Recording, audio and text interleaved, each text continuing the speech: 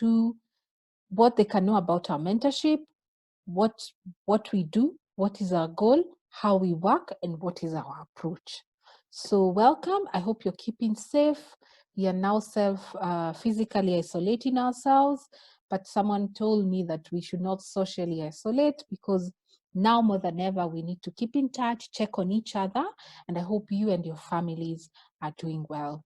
So let me get right to the presentation, and so that we can be able to start off. So Eider Africa runs a mentorship program. It is based in Kenya. And today we are going to discuss a bit about the goals, the ethos, and the approach to peer mentorship. And our mentorship is very specific to research mentorship. So who am I? My name is Aurelia Munene.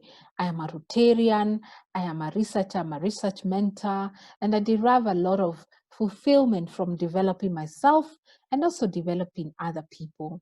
So this has been sort of the path within which I have operated. I have a master's degree in social policy from the Erasmus University at the Hague in the Netherlands, and I have 15 years experience in implementation of managing and implementing development and humanitarian projects, both in Kenya and internationally. And my main areas of focus thematically have been gender, health, education, sexual reproductive health, forced displacement, youth, and children.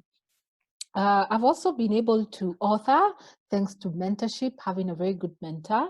I've been able to author scholarly publication in journals and in book chapters, recently with Routledge, and on the areas of social protection, early childhood, and sexual reproductive health.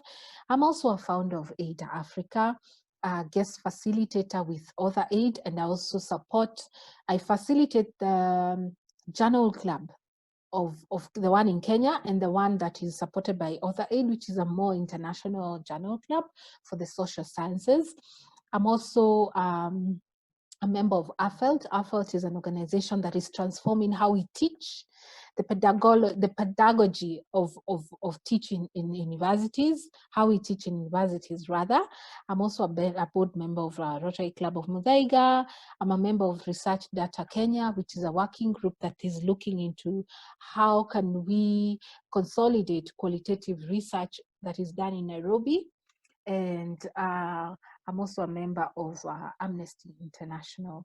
So today's session really is about orienting members of the Journal Club who have expressed a need to provide an interest in providing some sort of mentorship to their peers. And this could be in form of one session, could be a longer mentorship of a couple of months. So I thought it would be nice to really give you a grounding on what we do, why we started this mentorship program, and how you can plug in. So the Journal Club, as you heard me mention, is a space we created at Eider Africa to be able to bring together researchers so that they can grow together in the area of social sciences by providing peer-to-peer research mentorship, sharing opportunities, and encouraging each other to grow in as researchers of high level. As you know, a career in research sometimes can tend to be lonely, and surrounding yourself with people who are doing the same thing and experiencing the same kind of challenges can really be a buffer and really catalyze your experiences as a researcher and grow in the area. So the Journal Club is a very collaborative space in that sense.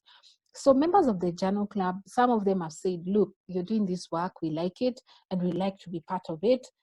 Then can we be able to also provide a session, a mentoring opportunity? So here I am today giving you sort of an orientation on how we started, what we are doing, and where we are aiming to go.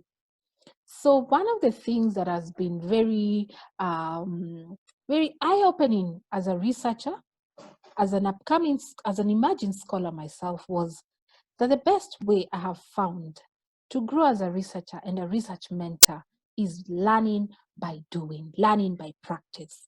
So that's why I'm very encouraged to see people who want to become peer mentors, because I know the advantage of becoming a peer mentor is that you will learn how to mentor. You will be better at research because you're practicing, you're immersed in learning. And also that kind of informs how we approach mentorship. We have mentorship methods that allow the mentee, the learner, to practice, to learn by doing.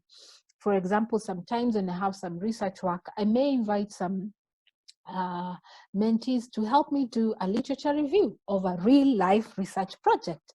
And by doing that, I've found it more useful than teaching about literature review. So we are creating mentorship spaces that allow mentees to really immerse themselves into a specific research area and then grow in it, get feedback, get better, and become very sharpened in their area. So Eider Africa is a social enterprise registered in 2016, really seeking to provide online and offline research mentorship programs in Kenya and Africa through professional mentors, research practitioners, as well as peer-to-peer support.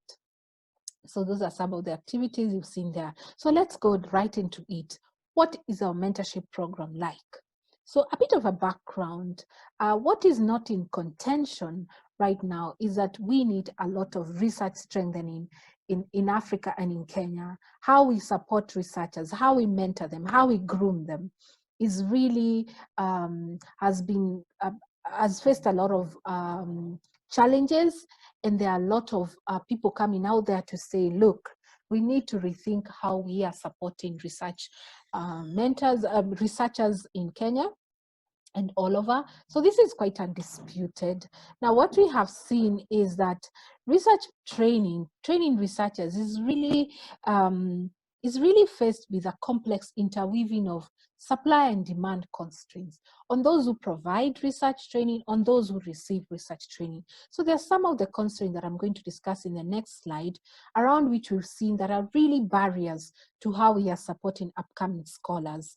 Now, the approach also to how we teach has also been contested, where it's been found to be very theoretical, very abstract, and lays minimal emphasis on theorizing, on linking research to policy, on or real life application, or even applying different methodologies. So people are saying, look, we are training researchers, but some of these methods, they really demotivate researchers because, one, they're very theoretical, they become very indifferent. I've found scholars who say, oh no, I cannot do research beyond university, because they don't find the excitement, because they are forced to use one type of method. They don't know where their research will go, what will it inform. So it becomes like a dry exercise. So those are some of the observations we've seen. And for us now, within this understanding, we want to provide a research mentoring that allows scholars to co-create opportunities, to sharpen their skills, and to find the excitement and the utility of doing research. So these are some of the issues we have found. The research context, we have also, of course, policy issues around how we even define learning and teaching and research in this context. Who finances research? Whose research agenda are we speaking to? We also have the economic environments, research funding, research use of funding, and what is funded and what is prioritized within the environments of research. So that's within the research context under which we are immersed in. Of course, I'm just putting, it's a very broad brush, it's deeper than this. In terms of supply constraints, we have found that we have very non-participatory pedagogy around teaching research. We have supervisors in universities who are really drained, who have very high workloads, who have low motivation and low incentive to really support researchers, and this is sometimes because of the systemic issues, really. And then we have noticed there's weak linkages within the universities between the research office, the student centers, the lecturers, and the university management and libraries.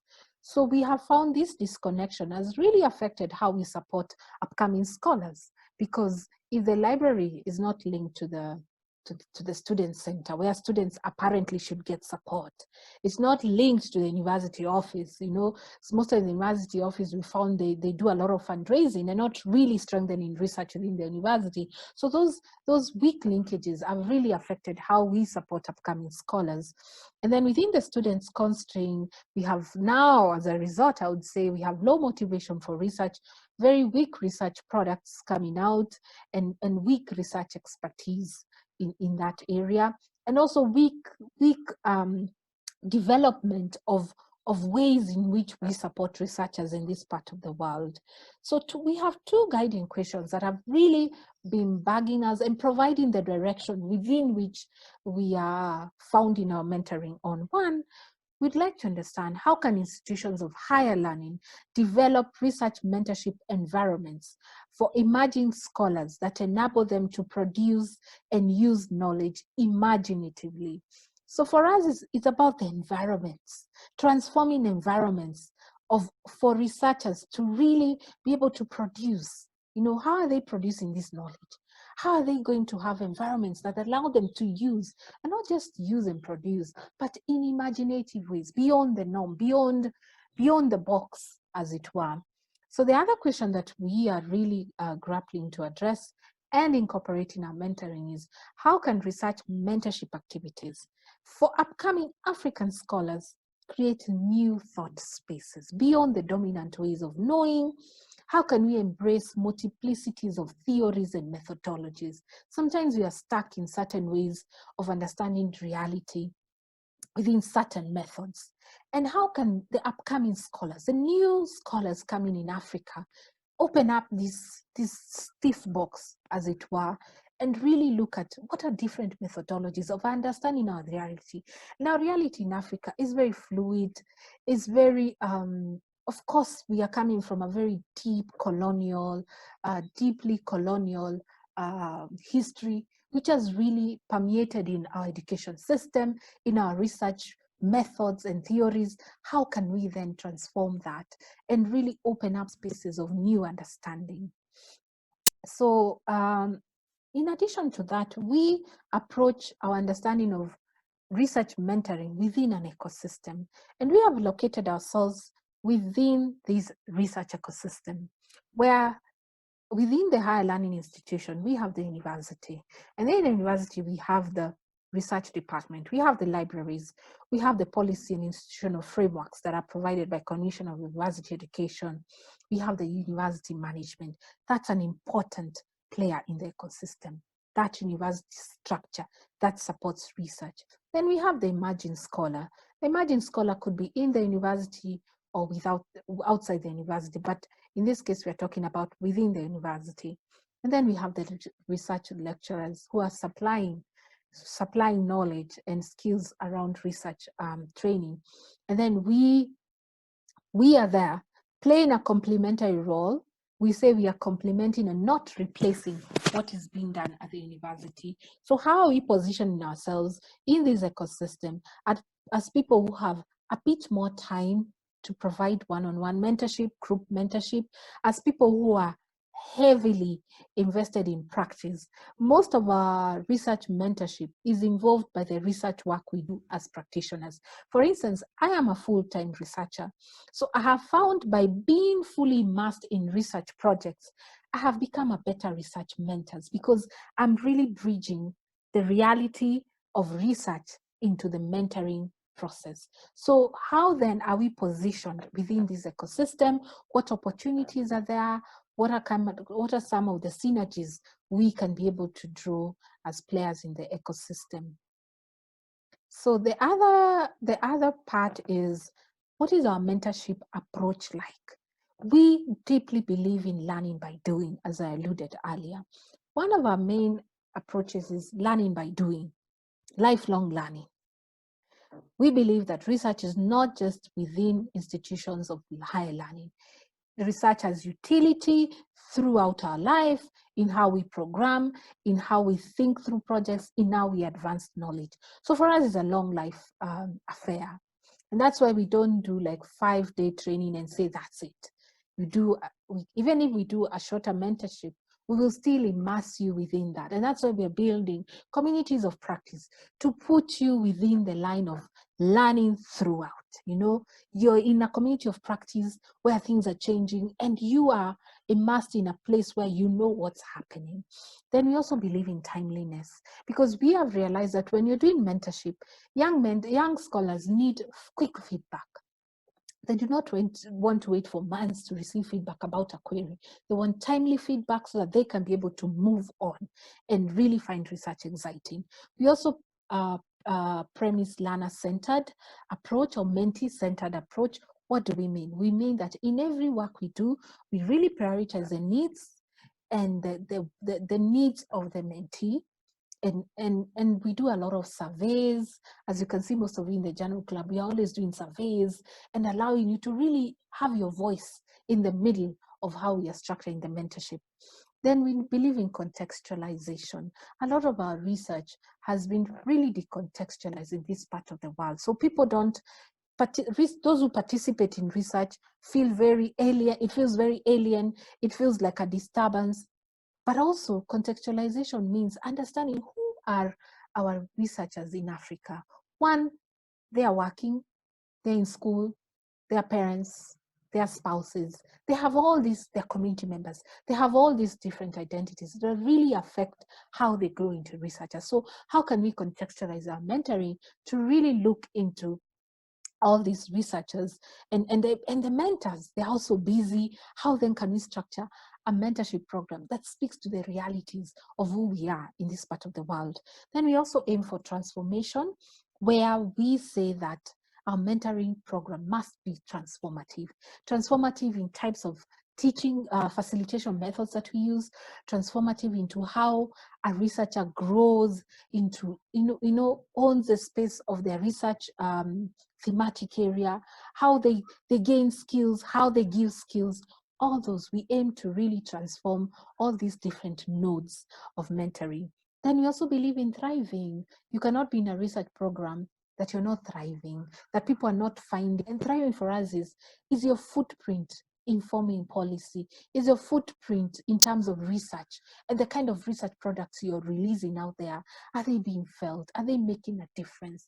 I think for now, we really have to invest in how our research can really be invested into how we do things. Because truth be told, I've gone to communities where we've done research and they say, but you collected data. What did you do with it? What does it mean for us? So now more than ever, communities are holding researchers into account. Like, you're collecting data, but what does it mean for me? So now we have to push beyond and say that we have to develop products. We have to develop solutions with the kind of research that we are doing. So are you thriving in that sense? Then we also believe in holistic growth, giving skills beyond the technical. Are you a good communicator as a researcher? Are you a good networker? Are you able to write a good report? Are you able to present yourself to people? Are you able to listen, to have empathy? So all these soft skills, embedding them within the mentorship program is really a key pillar for us. And so what have we been able to do? We are now in Kenya only, but as I told you, I'm a facilitator of a more international journal club with 250 something members. So in that sense, in me being part of that, we are a bit international. But as you see, we have the diagram of Africa there. And the aim is for us is to go beyond the boundaries of Kenya and really push for inter-Africa, inter-country collaboration. Intra-country collaborations is our goal in terms of mentoring. So we've done some work in terms of research in university, with one university in Holland, with another university in Birmingham in the UK, and we were looking at how can we enhance better relationship between researchers in the north and researchers here in the south, where we are co-setting the research agenda, where we are not just data collectors as researchers from this part of the world, but we are really immersed in the research process. Because over time, we have seen that researchers from the south, sometimes they're reduced to just being data collectors. And you collect data, you don't know where it goes, the community is left asking you, where is our information? And you sometimes don't know. So we want to play a more proactive role in how we set the research agenda. So that study was really good because of that. We also do research, as I said. It will be very difficult for us to do research mentorship if we are not doing research. So those are some of the areas we do research in. I said I'm a member of AFELT, so we did a survey trying to understand how do lecturers here in different universities in Kenya really, what is their experience as they teach, as they supervise, and they realize they're really time poor. They have very high workloads, and they also desire to have mentorship programs, research mentorship programs, because some of them, the foundation was also not very strong. Then we also have the peer journal club, which has many researchers. We have lecturers, we have postdoc, it's just a collection of researchers in Kenya, and we also have a few from abroad. And those are some of the programs. I've also done some mentorship at DASTA at USIU. And all this is allowing us to understand the context. It's allowing us to read more about the ecosystem and be able to evolve very robust mentorship programs. And I think that's why we also don't charge, because we decided not to have a commercial model very early, because that would hinder our learning. So by being a commercial and being a social enterprise, it has allowed us to really innovate, to change, to have the flexibility of saying, oh, this doesn't work, can we change it? So it's been such a beautiful learning space. And we've also enabled entry and access, that most of the students are already paying fees, and we don't want them to come and also pay a lot of money in research project mentorships. That's why it's quite very non-commercial at the moment, to allow better access and also a lot of learning. So these are some of the topics that we've been able to address over time in terms of assessments, preparing research. I think one of the key areas that we're now looking at is providing foundational research courses. And why we do this is because we have seen, no matter how much mentorship you do, if a mentee is not strong in their research foundations, then your mentorship will fail. So these are some of the issues that we want to develop. We are now developing content with a group of very highly seasoned researchers in this country. Some of them are also in our board. And we are developing content around academic writing, academic reading, research ethics, research paradigms and philosophies, critical thinking. And this is sort of what we're seeing as foundational for researchers to be able to grow.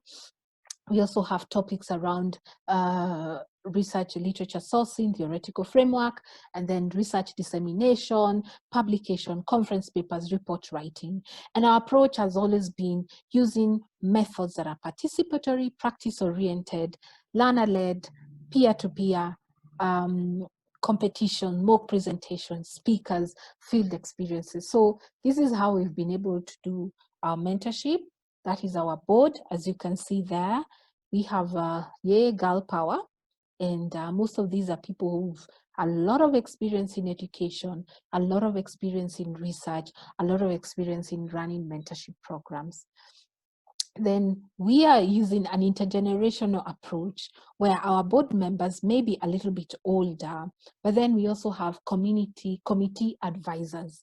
And we are trying to bridge this gap in terms of management, where we don't have a very, one generation board, but we have a younger layer of advisors coming on board. And this is how we are seeing the conversation, so that they can take over, they can learn and from the older ones, and then over time we will have researchers. The research phase in the country may change. This is not the elderly researchers we are seeing as research leaders, but we are seeing young people taking the reins. We are seeing women faces taking the reins. So that's why we have this intergenerational approach in terms of our management. These are our scholars. We have done many mentorship programs, over 30 of them, very many different approaches, and this is what you can see. You can see our website for more. So now let's delve into the research mentorship. Who is a research peer mentor with Eider Africa? This is a researcher of any level. We don't discriminate, because this is peer-to-peer mentoring, and we believe everyone has something to give. they don't have to be an expert. They just need to be willing to try and to have a learning spirit. A peer mentor, of course, needs to prepare adequately. So we really support the mentor as they draw towards presenting what they have. We really support them so that they're well prepared and they deliver good content, in as much as we don't expect them to be expert. And we use that peer mentoring as also a learning moment for the mentor. And then peer mentor, of course, needs to be very diverse, knowing that they're dealing with a different, very diverse audience. And so they have to keep it simple, clear, and fun.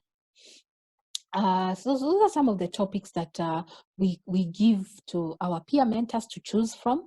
If they feel they're skilled in either of these areas, either the technical or the complementary skills, they just tell us, they apply there, you can see the link, and then we can have a conversation. Then in terms of our mentoring and our approach to peer mentorship, we have certain assumptions that we are contesting. One, we don't believe that research should be done by a seasoned researcher only. That's why we value peer mentorship. We don't believe that research only takes place in a university. Research production of knowledge is beyond university. And that's why we are really supporting lifelong learning. We don't believe research is a boring endeavor, as we have seen many people are very indifferent about research. We believe that research is about telling your story and weaving it with other stories, and with that bringing out new ideas of knowing, of doing, of being. And so we encourage different methodologies, different collaborations, and talking to each other about what we are doing. Then we don't believe research should always be taught in a classroom style with good old PowerPoint. No, we believe that research can also be in the field. Research can be by doing. Research can be transformational. We also don't believe in mining data from the field. We believe in approaches that are co-producing knowledge, so that the research work we do and the mentorship we do, the researchers we are mentoring have conversation with the research participants, so that we don't have this exploitative approach to research. And also we believe that researchers in Africa are valid. It's not just researchers from the north who can produce knowledge. We too can produce knowledge in this part of the world. So this is how we approach our research peer mentoring. We believe in providing a circle of support. Circle of support is a word I got from my mentor. She's called Dr. Uma. How do you support the peer mentor? They're not just alone in a silo. Research is a very collaborative endeavor. So we have the mentee in the center, we have peer mentor there, we have another layer of seasoned mentors who give feedback. And then we're also drawing from now the global kind of approaches that are being used in mentoring. So it's a very outward and inward approach to mentoring. It's not just there's the knowers and the non-knowers. It's a very surrounded, environment of learning. So what, if you become a peer mentor in Eider Africa, how will we support you? One, we will give you some peer mentorship session. We have a very good trainer. She's called Dorothy. She runs a very successful project called Award. And she's done a session with some of the mentors, and she's really trying to prepare the mentors for mentoring. The mentor needs mentoring so that they can be able to do a good job. We also give access to a venue. We now use American Spaces. We also give access to Zoom. If you want to do, as a peer mentor, you want to do a session on Zoom, we will give you that, and we will record the session and we can have it on YouTube. We also review your presentation before you present, give you feedback, tell you do this, correct here, do this. And then we also promote the peer mentors' work on our social media. We do a profile, we call people to attend the session so as to also create visibility in their work. And they also grow in that sense. And then we also we have an online drive where we store all the presentation and share them. Then how do you benefit as a research mentor with us? One, you join an expanded network of researchers. You will grow in terms of ideas and method of mentorship. You'll be able to have an opportunity to practice leadership, to practice role modeling, mentoring, listening. You'll also gain recognition from colleagues and us. We give you a certificate, a recommendation letter when you need it. We also give priority to our peer mentors in terms of training. If we have a training going on somewhere and we've been invited to participate, we can come along, take along a peer mentor, and also you get a lot of satisfaction from delivering. We don't give any monitoring support as of now, as I've explained, but in future we hope to be able to do something more in that direction.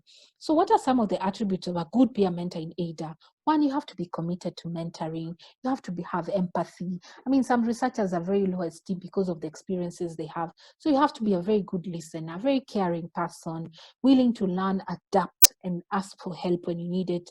And then you also need to adhere to our ideals and mentorship approach. So what do we want to achieve with all this mentorship that we are doing? We want to have timely graduation of students. If you're in a mentorship program and you're a student, we want you to graduate timely. We don't want you to stay in the university, high quality postgraduate research products. We want you to produce good work that people can produce and use good work. And then we also want to improve the publication footprints of people in our mentorship program. We want to create all-round researchers who are imaginative, innovative, and adaptable. We want to develop more research leaders, more thought leaders in research in Africa, open opportunities for career in research. Some people don't believe you can have a career in research.